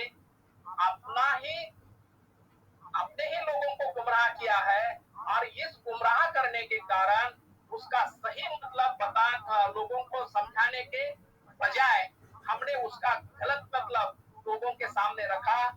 महाराष्ट्र में उसकी शुरुआत हुई और वही शुरुआत मध्य प्रदेश से लेकर पूरे भारत में चली गई कि बौद्ध धर्म में जाति नहीं होती, जबकि 1990 का अमेंडमेंट ये कहता है कि अनुसूचित जाति के व्यक्ति को अपना धर्म और जाति लिखने की पूर्ण रूप से अनुमति है। वो जाति से अपना आरक्षण भी प्राप्त कर सकता है और धर्म बौद्ध भी लिख सकता है। इसका मतलब है हमारे अपने लोगों ने 1990 और 1950 के अनुसूचित जाति आदेश का गलत इंटरप्रिटेशन करने के कारण जो पहला हमारा प्रश्न था कि बौद्धों की संख्या बढ़ क्यों नहीं रही है, इसका यह कारण है कि हमने अपने आप को गुमराह कर लिया है, हमारे लोगों को हमने गुमराह कर दिया है। केवल मिस इंटरप्रिटेशन, कानून का मिस इंटरप्रिटेशन हमारे बौद्ध धर्म की संख्या नहीं बढ़ने का मुख्य कारण है। यही पर मेरे 4 शब्द मैं समाप्त करता हूँ। जय भीम सर, धन्यवाद सर। धन्यवाद भोईटे साहब। हाँ। जैसे कि साथियों, आज भोईटे साहब ने हमें काफी विस्तार से वीडियो ऑन करा। एक मिनट। हाँ, एक ठीक है। साथियों, जैसे कि भोईटे साहब ने उन्होंने काफी विस्तार से हमें समझाया कि बौद्ध धर्म किस तरह से कागज के ऊपर हमको लाना है। काफी लोग मतलब ये कहते हैं कि उसको मतलब हर जगह आंदोलन करके तो उन्होंने प्रैक्टिकल किस तरह से गवर्नमेंट के रिजोल्यूशन के हिसाब से अगर हम सही मायने में अगर कर जाएंगे तो बौद्ध धर्म किस तरह से बढ़ सकता है और जो कागज के ऊपर जो सुविधाएं है वो कैसे हो सकती है। काफी सर ने हमको अच्छी तरह से उसका मार्गदर्शन किया है कि थोड़ा क्या थोड़ी समझने की बात है। जैसे कि भोईटे साहब ने कहा कि 1950 का जो अमेंडमेंट है, सही बात है ना साहब? 1950 का आदेश, हाँ वही 1950 का आदेश जो है वो अमेंडमेंट,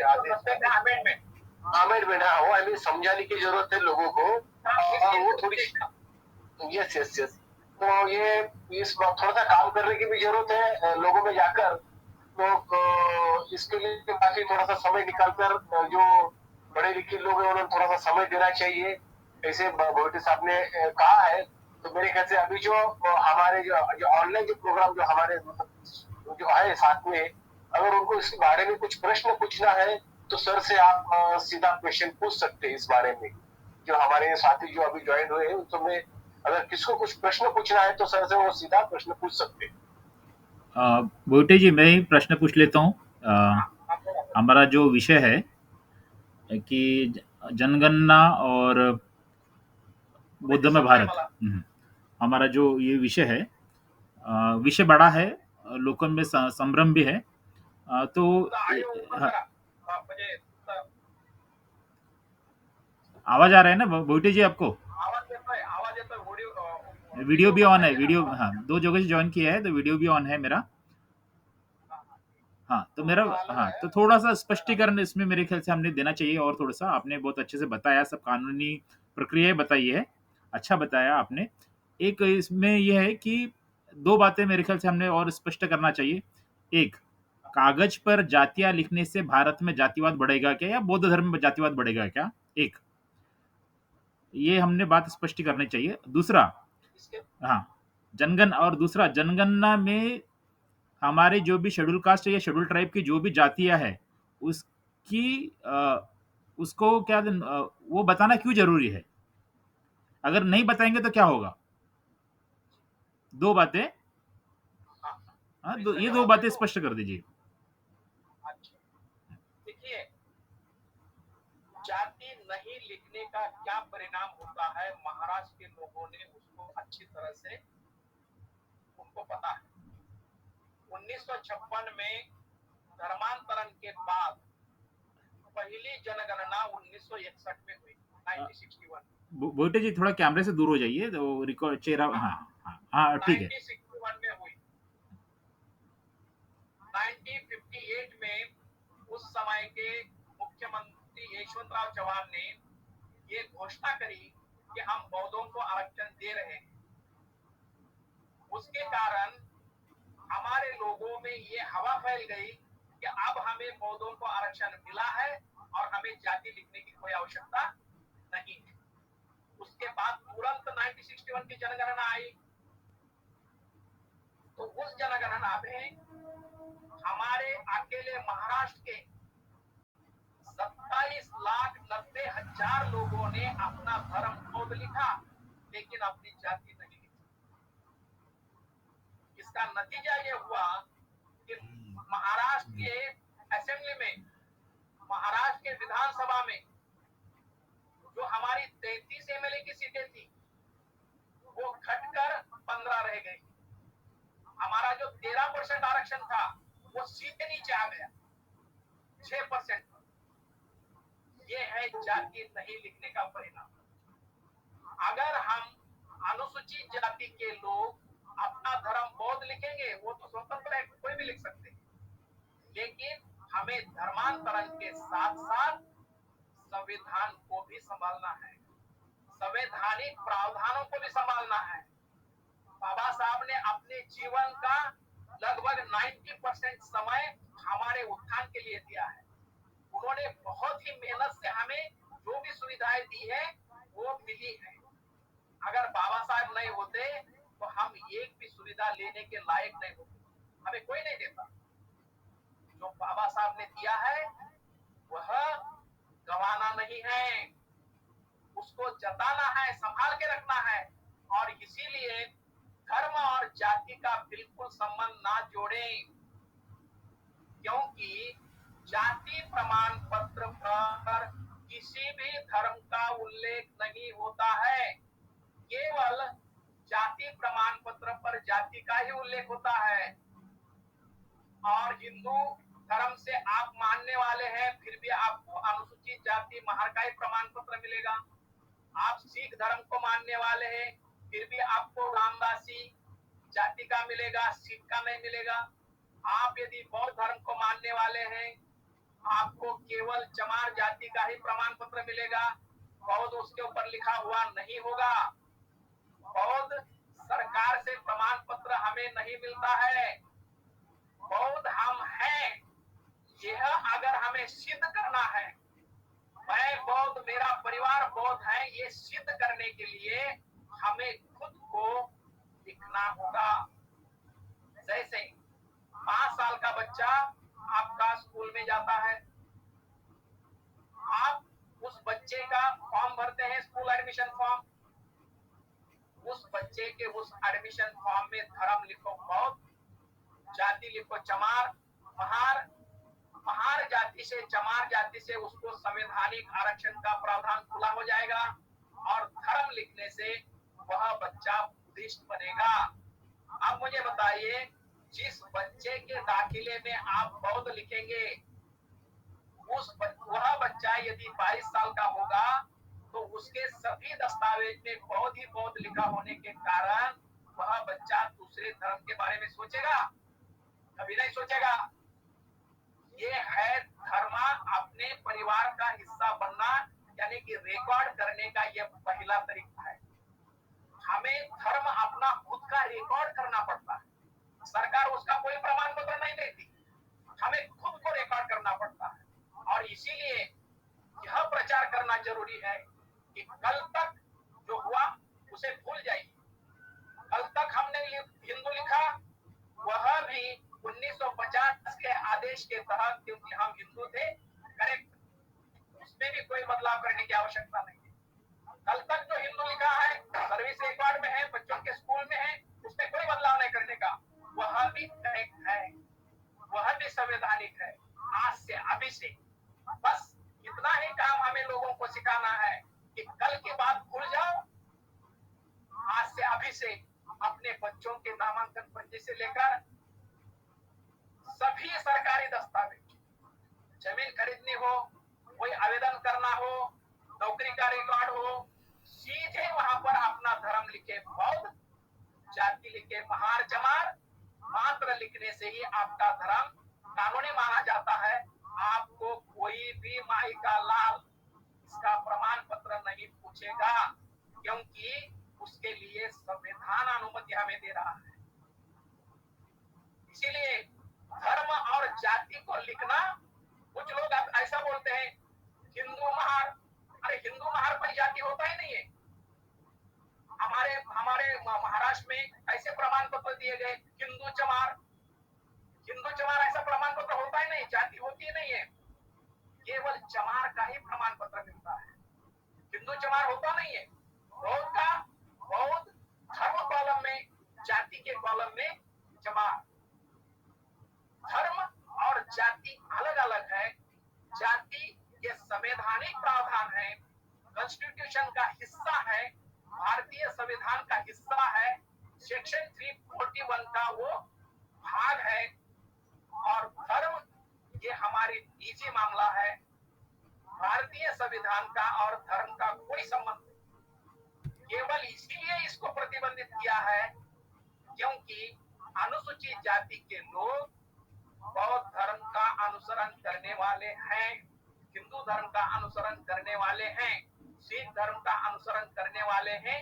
ये संविधान को पता है, इसीलिए हमारे धर्म को अंकित करने के लिए उन्होंने हमें धर्म लिखने का मौका दिया है। इसका और संविधान का कानून का कोई संबंध नहीं। इसीलिए धर्म में जाति और जाति में धर्म मिक्स करने की गलती हमारे लोगों ने कभी करनी नहीं चाहिए। जाति अलग है और धर्म अलग है। बौद्ध धर्म में किसी भी जाति का कोई अंतर्भाव नहीं होगा। ना अनुसूचित जाति हिंदू धर्म का हिस्सा है, अनुसूचित जाति ना ही सिख धर्म का हिस्सा है। अनुसूचित जाति एक सेपरेट, उसकी व्याख्या 366 सेक्शन में की है। 366(24) में अनुसूचित जाति की खास तौर पर व्याख्या की गई है और इसको सुप्रीम कोर्ट ने बाकायदा जजमेंट में लिखा है। इसलिए अनुसूचित जाति को किसी भी धर्म के साथ जोड़ना, यानी कि अपने आप को मूर्ख कहना या अपने समाज को गलत दिशा में ले जाना, गलत डायरेक्शन में ले जाना, इससे बड़ा पाप, इससे बड़ा घिनौना काम दुनिया में दूसरा कोई नहीं है। और यही हम आज तक करते आ रहे हैं।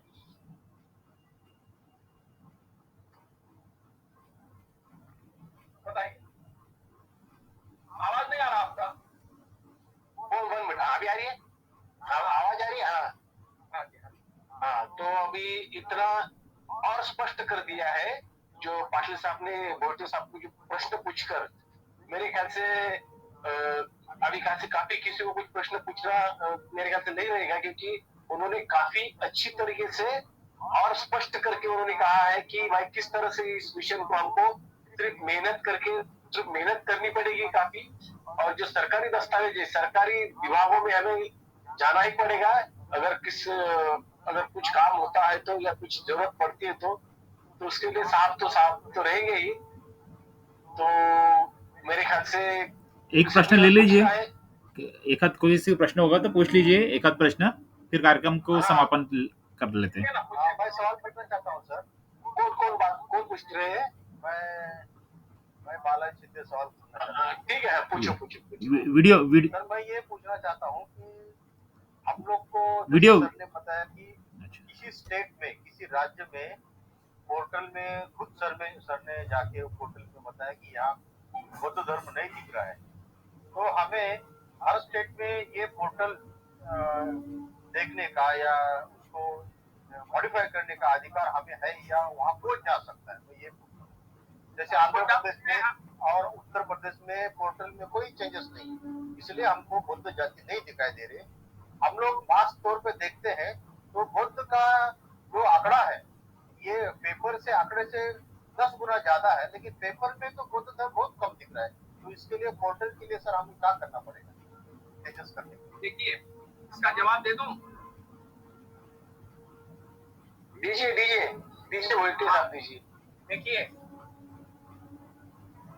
उत्तर प्रदेश में जब ये हमें पता चला, इलाहाबाद के एक चंदन कुमार नाम के लड़के ने हमें बताया कि साहब आप तो बोल रहे हैं धर्म बौद्ध लिखो और अपनी जाति जाटव लिखो, लेकिन मैं अब स्कॉलरशिप का फॉर्म भरने जा रहा हूँ तो यहाँ पर केवल एक धर्म डिस्प्ले हो रहा है, हिंदू, तो हम कैसे बौद्ध धर्म को सेलेक्ट करें?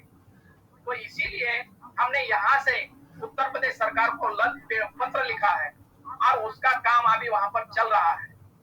ये 2-3 महीने के अंदर उत्तर प्रदेश का काम भी हो जाएगा। मध्य प्रदेश में भी हमने पत्र भेजा है और मैं आपको बताऊं कि हम लोग महाराष्ट्र के लोग पूरे भारत में ये काम कर सकते हैं। हम वहां के सरकार को जाके मिल सकते हैं, क्योंकि उसका कारण ये है कि प्रत्येक विधानसभा को केंद्र सरकार का लेटर जा चुका है।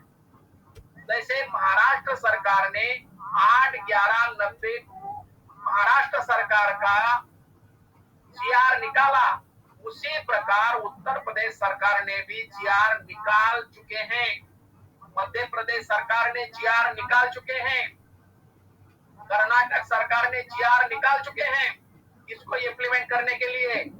लेकिन वहां के जो हमारे कार्यकर्ता है, हमारे लोग हैं, ये लोगों को पता ही नहीं है कि हमें क्या करना है। जब गलती सरकार के ध्यान में हम लाएंगे तभी तो सुधार होगा। हम हमारे गलती समझ में आई तो हमने तुरंत पत्र लिखा महाराष्ट्र सरकार को, महाराष्ट्र सरकार ने सुधार किया पोर्टल में। उसी तरह से प्रत्येक स्टेट में सर्कुलर निकल चुका है, जीआर निकल चुका है। केवल हमें वहां पर जाके सामाजिक न्याय मंत्रालय में केवल एक एप्लीकेशन देना है। केवल एक एप्लीकेशन से पूरे स्टेट में ये कानून लागू होगा, लागू हो चुका है। केवल थोड़ा टेक्निकल पोर्टल वाला काम है, तुरंत होता है, 5 मिनट का काम होता है, इसलिए हमें ही करना पड़ेगा। Thank you sir, thank you very much. धन्यवाद भोइटे सर। मेरे ख्याल से लगभग अभी 9:15 होने को आए हैं, तो मतलब 7:30 बजे से 9:15 बजे तक हम लोग यहाँ हम सब भोइटे साहब ने जो काफी महत्वपूर्ण जानकारी दी है हम सभी को, तो और जितने अभी हमारे साथी अभी ज्वाइंट है सभी से, तो मैं इनका तो आभार तो मानना ही पड़ेगा जो इन्होंने इतना कितना समय दिया है। तो मैं आभार का जो जिम्मा देने जा रहा हूँ, मैं हमारे जो साथी है बालाजी शिंदे साहब है उनको मैं कहूंगा कि भोइटे साहब का और जो भी हमारे साथी आज के इस कार्यक्रम में शामिल हुए हैं उनका आप आभार का काम आप जिम्मा उठाइए। तो शिंदे साहब आप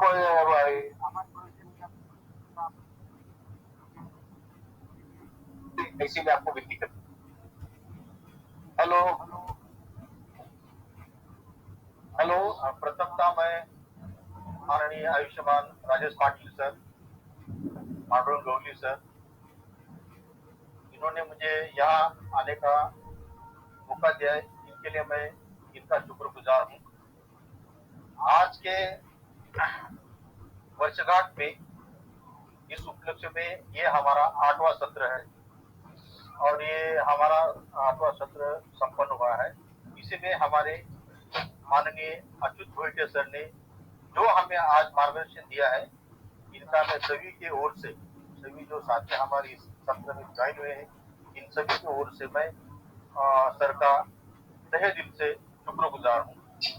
सर ने जो आज इस उपलक्ष्य में जो बात की है, जो सर हमारे संस्थापक एवं राष्ट्रीय संशोधन जिस शेड्यूल कास्ट मिशन के जो हमारे देश में, हमारे महाराष्ट्र में काम कर रहे हैं, इन्होंने हमारा जो ज्ञान प्रभावित ने हमको जो ज्ञान दिया है, उनका जो प्रैक्टिकल नॉलेज उन्होंने किताब में बताया कि इसमें मैंने काम किया हूँ, इसलिए मैं ये सब आपको चीजें बता रहा हूँ। तो हाँ, हम लोगों को ये हमारी बुद्ध धर्म की जो संख्या दिख रही है, हम लोग कैसे उसको ये हुए हैं, विक्टिम हो गए हैं, और लोग हमको कैसे गुमराह कर रहे हैं, इसका पूरा सर ने हमको आज जो आकलन किया है, इसलिए मैं सर का बहुत शुक्रगुजार हूँ।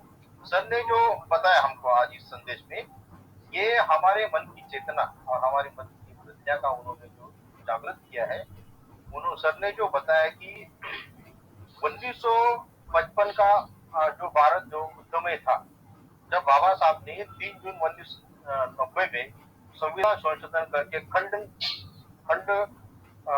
3 में जो बताया है, इस खंड का हमको नॉलेज और हमको जानकारी रखना बहुत जरूरी है। हम जो बड़े लिखे लोग हैं, खाली बोलते हैं हम लोग बुद्ध है, पंचशील का पालन करो। शिंदे साहब थोड़ा सा क्या थोड़ा शॉर्ट में ले लो, क्योंकि काफी समय हो रहा है। शॉर्ट में जैसे सर क्या है, शॉर्ट में लेते समय संदर्भ भी देना बहुत जरूरी होता है। हम लोग आजकल खाली पंचशील करो, अष्टांगिक मार्ग का ये करो, लेकिन हमको धम्म की ओर कैसे जाना है, धम्म के लोगों की संख्या कैसे बढ़ाना है, ये सर ने आज जो अपने मार्गदर्शन में उत्तम और बहुत ही उत्तम सही दिल से सर ने हमको हर एक चीज का नॉलेज, घटनाक्रम, बाबा साहब ने 1950 से लेके 1990 तक जो घटनाक्रम जो ये आया था, उसमें कैसे बदलाव आए, और इसमें सबसे बहुत इम्पोर्टेंट बात बताई सर ने 336 के घटना के, इसमें अनुसूचित जाति, कोई भी जाति का इनसे कोई लेना देना नहीं। हम लोग जैसे अनुसूचित जाति हिंदू, अनुसूचित जाति कोलबा, जैसे हमारे मराठा इसमें ठाणे डिस्ट्रिक्ट में जो ट्राइबल है, हिंदू कोलबा लिखते हैं। तो सरकार कहने का मतलब है, इस अनुसूचित जाति के एक्ट के अनुसार इसमें बहुत बड़ा पाप कर रहे हैं हम, हिंदू दिखा रहे हम। ये अनुसूचित जाति होने के बावजूद भी हम लोग हिंदू दिखा रहे, तो इससे बड़ा पाप हम नहीं कर रहे हैं। तो इसमें अवेयरनेस करना इसमें अवेयरनेस होना बहुत जरूरी है, ऐसा सर का कहना था। तो मुझ पर जो सर ने पाटिल सर ने जो आज के आभार प्रदर्शन की जो जिम्मा दी, इसलिए मैं आज के सभी संयोजक में जो पार्टिसिपेट हुए हैं, सभी का मैं धन्यवाद शुक्रिया करता हूँ, और पुनः सर को इसी विषय में ले आने का मैं पाटिल सर को मैं अभिवादन करता हूँ। और सर ने जो जो अभी तक जो अमेंडमेंट बताए हैं, अगर हमको गूगल पे नहीं मिल रहे हैं, तो सर से मांग के अपने ग्रुप में डालने की मैं पाटिल सर को विनती करता हूँ, ताकि मेरा नॉलेज, मेरे जैसे आदमी का नॉलेज बढ़े, मेरे जैसे जो सुन रहे हैं सबका सब सुने और पढ़े, और हमारे समाज को जागरूक करे। हम पढ़ते क्यों नहीं, किसलिए हमको पढ़ने के बाद मुझे मेरे पास नहीं रखना है, उसका नॉलेज समाज तक जाना चाहिए कि मुझे क्या करना है। अगर समाज की नाड़, जिसको मराठी में बोलते हैं, नाड़ आपकी पूरी है, तो हम जो पढ़ते हैं लिखते हैं वो उनको बताना है। खाली पंचशील पालन करो, अष्टांगिक मार्ग भी करो, दशपारमिता करो, इसमें हम लोग बुद्धिस्ट नहीं होते। सब धर्म में, सभी धर्म में हमारी बुद्ध धर्म की शाखाएं, शिलाएं जपी हुई है, हमको उससे बाहर निकालना है, यही सर का कहना है। तो मैं समय के साथ चलता हूँ, और समय को ध्यान रखते हुए मेरे 2 शब्द में जो भी मैंने बोला हो मेरे शब्द है, और गलती सॉरी जो गलती मैं जो बोली है गलती मेरी है, और 2 शब्द बोले हैं मैं सर के है, महान बुद्ध बाबा साहब के है, ऐसा लिख के आप उसको ग्रहण करें। जय भीम, नमो बुद्धाय, साधु। धन्यवाद शिंदे साहब, आपने आभार प्रदर्शन का काम बहुत अच्छी तरह से किया। और गोटे सर, अभी हम आपके मार्गदर्शन में काम तो कर ही रहे पहले से भी, अभी भी। तो आज का जो प्रोग्राम हुआ, जो आज आपने जो मार्गदर्शन किया, काफी अच्छा रहा, बहुत बढ़िया रहा। तो जैसे जैसे हम अभी आगे बढ़ने की कोशिश जरूर करेंगे, जिस तरह से महाराष्ट्र में हमको इस मिशन को महाराष्ट्र में रहे तो महाराष्ट्र में जो हमारे साथी यूपी में है, बंगाल में है और कई कई स्टेट में है। हाँ? हेलो, माननीय संजय सर जी से मेरा एक सवाल है, और जो मेरे साथी हैं आप सब सुन रहे हैं, वो भी मेरा एक छोटा सा सवाल है सर। मैं कल ही हमारे एक दादा वामन दादा कामड़े बोल के हमारे सहयोगी मित्र हैं, मैं उनसे भी कल जरा बात करा। मुझे अब जैसे आप पंचशील अष्टांग मार्ग या बताए सर, तो मुझे एक छोटा सा इस बारे में सवाल है सर कि महाराष्ट्र में नहीं है, पूरे अपने इंडिया में, अपने देश के अंदर बुद्ध धर्म पैदा होते हुए ये भी आप दुनिया के अंदर ऐसे बुद्ध धर्म के पूरे 8 या 7 राष्ट्र हैं, अब बहुत सारे लोग बुद्धिस्ट भी हैं। भारत में इसका फैलाव क्यों नहीं हुआ? और विदेश में जाने हेलो धर्म इतना बड़ा हेलो हेलो रामलिंग जी, हेलो। सर जी सर, ये कार्यक्रम अभी समापन की ओर जा रहा है, तो वो जो अनौपचारिक चर्चा है ना, हाँ सुनिए, अनौपचारिक चर्चा है ना, हमारा जो कार्यक्रम का समापन होने के बाद हम कर सकते हैं, क्योंकि कार्यक्रम की रिकॉर्डिंग हो रही है। तो एक औपचारिक हम अपना समापन कर देते हैं, बाद में हम ये जो इनफॉर्मल डिस्कशन है बाद में कर लेते हैं। क्योंकि कुछ लोग क्योंकि इसका रिकॉर्डिंग हो रहा है सर, जब बाद में जब अनौपचारिक चर्चा है ना, इसका हम बाद में इसकी चर्चा कर सकते हैं। हाँ, क्योंकि कुछ लोगों को हो सकता है कि छोड़कर जाना होगा, अभी जाने की जल्दी हो सकती है। तो एक बार समापन कर देते हैं, फिर चर्चा करते हैं। तो साथियों, हाँ ठीक है। तो साथियों, जैसे कि एक जैसे कि आज का अभी कार्यक्रम हम समापन की ओर जा रहे हैं, तो आभार भी हो गया। जैसे आखिर में जो धम्मो पालन गाता है, जो हमारे तुषार आवाड़ साहब है, क्या तुषार आवाड़ जी है क्या अभी? हेलो हेलो, हाँ तुषार आवाड़ जी है आचार्य क्या? हाँ, तो ये आपका धम्मो पालन गाथा आप ले लीजिए। और ये कार्यक्रम का समापन, हाँ धम्मो पालन गाथा दी। सर्वपापस्य अकरणं कुशलस्य उपसम्पदा सच्चिदपरयोदपनम् एकं दानशास्त्रं धम्मं चरे सुचरितं कथं चरितं चरे धम्मचारी सुखं सेति अस्मि लोके परं च तावता धम्मदरो यावता बहुभासति यो च अपं श्रुत्वा धम्मं कायेन पश्यति सवे धम्मदरो यो धम्मं प्रपश्यति। दक्षिणे शरणमयं बुद्धो मे शरणं वरम् एतेन सत्यवचेन दक्षिणे शरणमयं धम्मो मे शरणं वरम् एतेन सत्यवचेन मे दक्षिणे शरणमयं संघो मे शरणं वरम् एतेन सत्यवचेन मे